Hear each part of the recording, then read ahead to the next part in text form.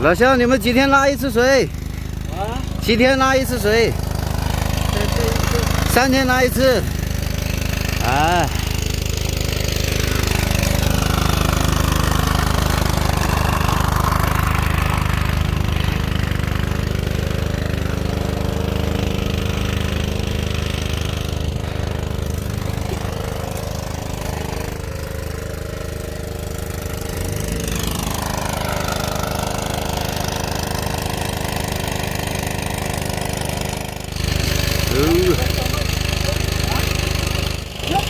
这个地方破掉了，洞破掉了。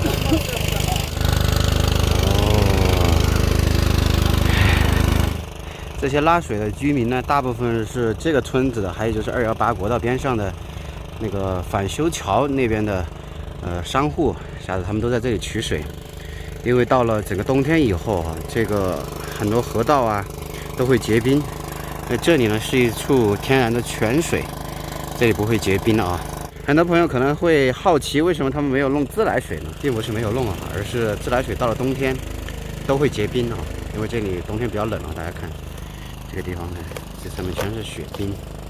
除非你把管子埋到很深很深的地下，还要给管道做保温才可以啊。因为像这边的话，都是一些牧民居住的点，花那么大代价去铺自来水管，显然是不划算的，所以他们都是在这个地方来取水。每家每户呢，一般都是隔个几天，用个3轮车或者皮卡车过来啊取水。其实我们现在所在的这个地方哈，这一大片湿地哈，现在已经被规划为一个国家级的自然保护区。到了夏天的时候，会有很多的野生天鹅栖息在这里。但到了冬天以后呢，就像我们现在看到的这些水啊这些湿地啊都会结冰。等结完冰以后呢，这些天鹅呢，它们就没办法找吃的哈，它们就没食物了。所以这些天鹅呢，到了冬天，它们都会飞往南方去越冬。我们到这之前呢，经过了库尔勒市，在库尔勒市区的孔雀河和杜鹃河这2条城市内河里面，这段时间呢，也有蛮多的天鹅，野生天鹅在那里栖息在那里啊。正常来说哈，这个地方离库尔勒市区的话只有200公里。这些野生天鹅不应该飞到南方去吗？为什么只飞了200公里就在那里停留呢？我们后面呢也大概了解了一下哈，据说是从2006年开始，有野生的天鹅跑到库尔勒市区这边来过冬。当时人们一看，有野生天鹅一来就很好奇，就用各种食物去投喂这些天鹅。这些野生天鹅呢，本来到了冬天食物就少了，过得就没那么舒服了。一看有人来投喂是吧？这多爽啊！到了第2年的时候，来的天鹅就越来越多了。经过这么慢的10多年的发展啊，现在据统计哈，在库尔勒市区过冬的天鹅，今年大概有500只左右。这其实并不是一个特别好的现象哈，因为这些自然的野生动物，你经过人工去投喂它以后，它慢慢的就会退化，失去野性，甚至失去迁徙的本性。你看，经过10多年发展，这已经到这个城市已经500多只天鹅了。那再过10年会不会1000只？那你这个城市是否能够容纳这么多的天鹅呢？因为我们都知道，城市内河其实它的这个水量不是很大的，你来这么多的野生天鹅聚集在里面，密度那么高，会不会引发一些疫病啊相关的一些问题哈？这都是需要引起人们注意的啊。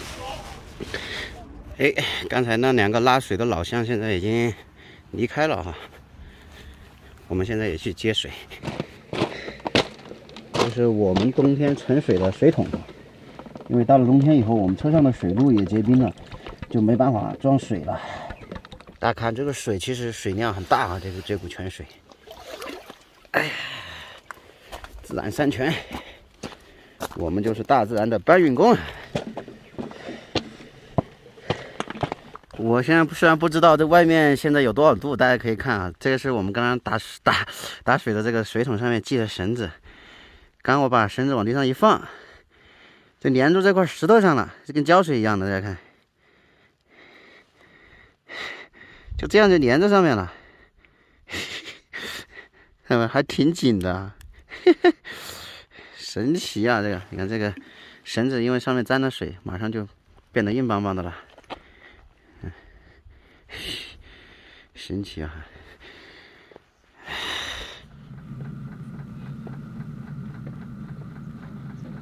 我们现在停车的地方呢，现在是一个观景台哈。但到了夏天的时候，这个外面的湿地应该里面是会有很多的天鹅的，所以这边竖了一个牌子“天鹅栖息地”啊，游客止步啊，提醒你不要走到湿地里面去，影响天鹅。另外我们可以看到，其实这个边上有很多的泉眼，大家看，这些都是泉眼，都在往外冒水。看，这一排一排过去，包括这个水潭里面也有很多泉眼在往外面冒水。这水应该是从这个上面的山上面下来的，好多的泉眼，大家看，这水量都很大啊。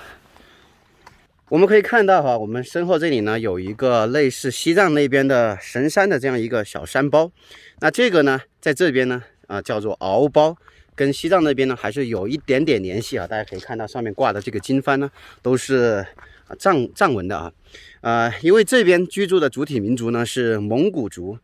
我们都知道，在蒙元时期的时候，藏传佛教被定为了当时的一个国教，所以时至今日，很多的蒙古族他们都还是信仰藏传佛教的，以至于今天我们在蒙古族聚集的地方都能看到这样的敖包，上面挂着藏传佛教的传统的经幡。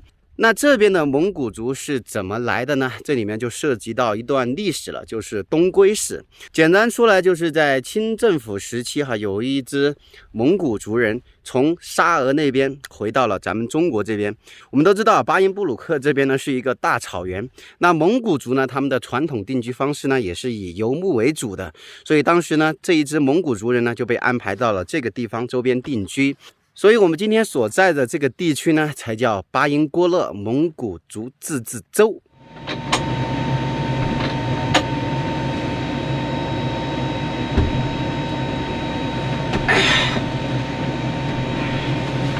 还是车里爽啊！现在我们车里的温度是25度啊，打的暖气。